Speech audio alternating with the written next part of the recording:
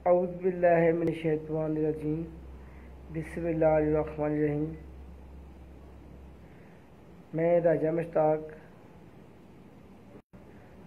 जो कि पीटीआई को रिज़ाइन करता हूँ और सोशल मीडिया की आइंदा से पीटीआई की कोई कवरिंग नहीं करूँगा। इसकी वजह क्या है? इसकी वजह ये है, इन लोग ये हुकूमत पीटीआई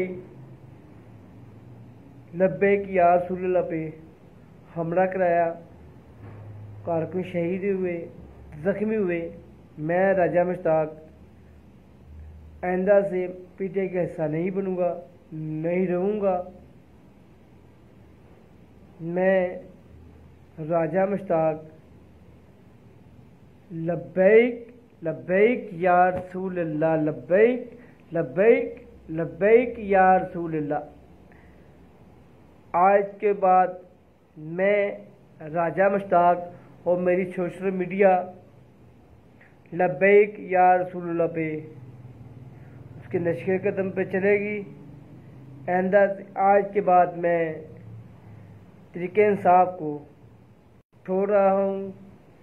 मेरी कोई सोशल मीडिया भी तरीके इंसाफ की कवरिंग नहीं करेगी।